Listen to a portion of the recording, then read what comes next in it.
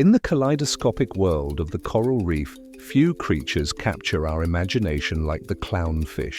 Bright as a sunset, bold beyond its size, and wrapped in a mystery that defies nature's rules.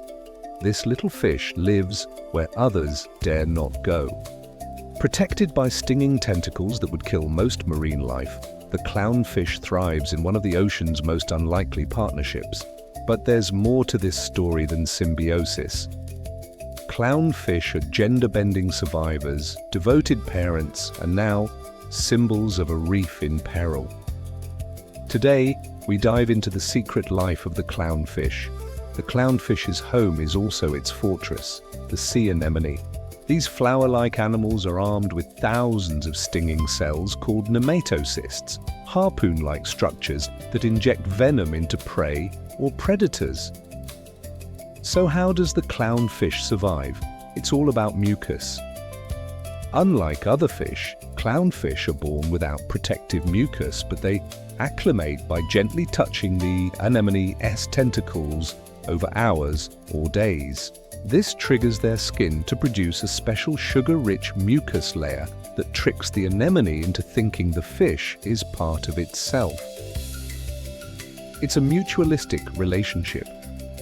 The clownfish gains shelter from predators. Few dare enter the anemone. The anemone gets cleaned of parasites, fed by clownfish waste, and even better oxygenation from the fish's fin movements. Some clownfish species are loyal to just one or two anemone types.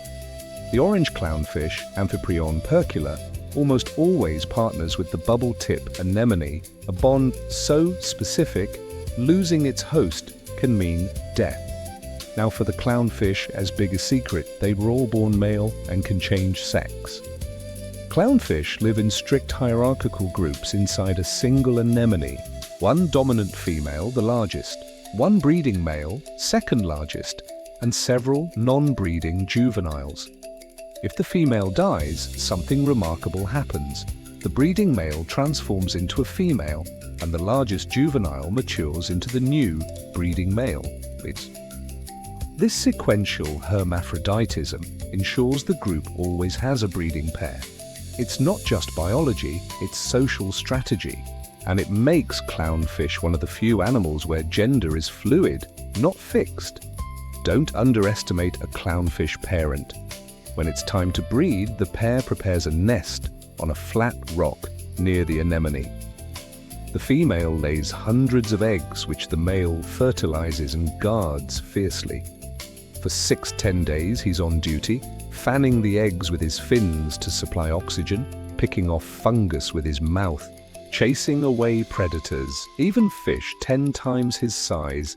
If you see a clownfish aggressively darting at a diver's hand, it's not aggression, it's parental instinct.